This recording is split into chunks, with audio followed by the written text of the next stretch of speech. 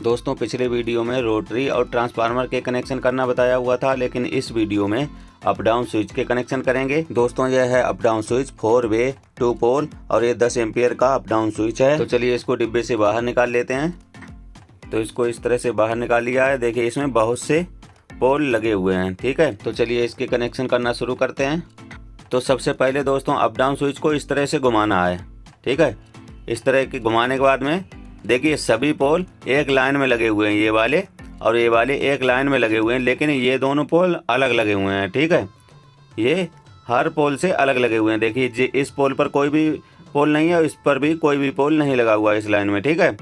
तो सबसे पहले क्या करना है, इस अप डाउन स्विच में सबसे पीछे जो पोल लगी हुई है, देखिए ये पोल है सबसे पीछे लगी हुई है, तो इसमें एक वायर कस लेना है। तो चलिए वायर को कस लेते हैं। तो उसके लिए मैंने एक काला रंग का वायर लिया हुआ है, इसको इस सबसे पीछे वाले पोल पर कस लेते हैं।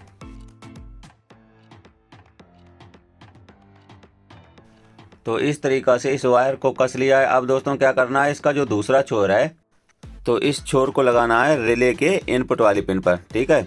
इस वाली पिन पर इसको लगाना है। इसके साथ में एक 024 जो ट्रांसफार्मर है मिनी वाला, इसका वायर भी इसमें उमेट लेना है, ठीक है। तो दोनों वायर उमेट करके रिले की इनपुट वाली पिन पर लगा लेते हैं।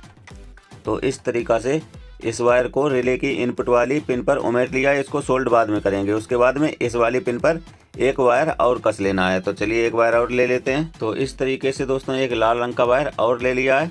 तो चलिए इसको लगा लेते हैं अप डाउन स्विच के दूसरे नंबर की पोल पर।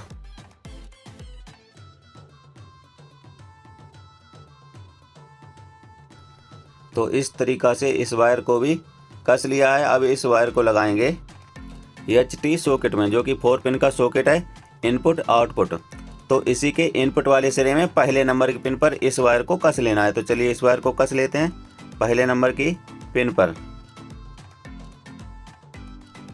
तो इस तरीक़ा से इस वायर को भी कस लिया है। उसके बाद में जो 2 वायर कसी हुई हैं उसके पास वाली, ठीक है, एक वायर यहाँ से यहाँ पे लगाना है, एक वायर यहाँ से यहाँ पे लगाना है। तो चलिए दोनों वायर बारी बारी से लगा लेते हैं। तो उसके लिए दोस्तों ये 2 अलग अलग कलर की वायर ली हुई हैं। तो चलिए बारी बारी से वायरों को अप डाउन स्विच में कस लेते हैं।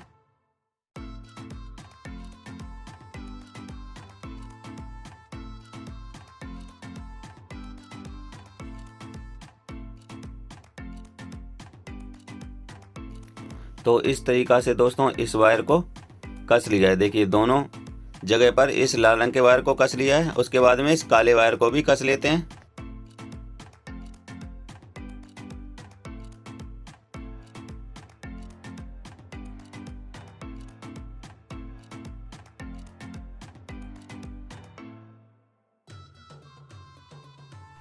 तो इस तरीक़ा से दोस्तों इस वायर को कस लिया है। अब इसका जो दूसरा छोर है उसको लगाएंगे इस वाली पोल पर, ठीक है।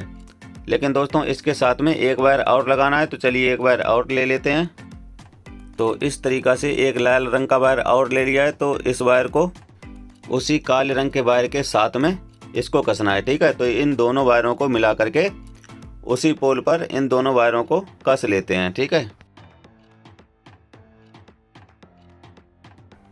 तो इस तरीक़ा से इन दोनों वायरों को मिला करके इस पोल पर कस लिया है, ठीक है।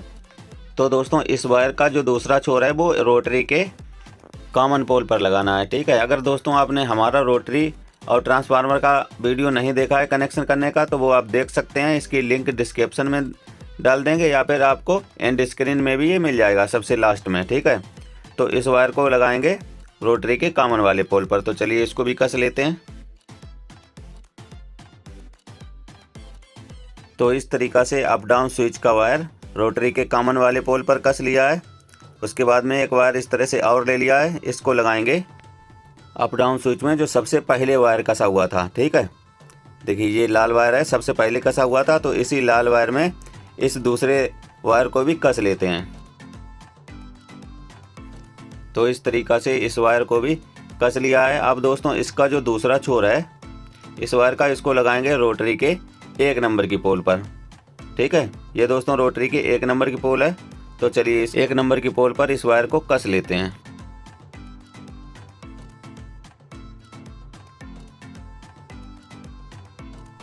तो इस तरीक़ा से इस वायर को भी रोटरी के 1 नंबर की पोल पर कस लिया है। तो इसके दोस्तों सभी कनेक्शन हो गए हैं अप डाउन स्विच के। अगर दोस्तों ये वीडियो आपको पसंद आया हो तो एक लाइक जरूर कर देना। आपने अभी तक हमारे चैनल को सब्सक्राइब नहीं किया है तो सब्सक्राइब कर लेना, क्योंकि मैं इसी तरह की वीडियो आपके लिए लाता रहता हूँ। यह है दोस्तों अप डाउन स्विच का डायग्राम।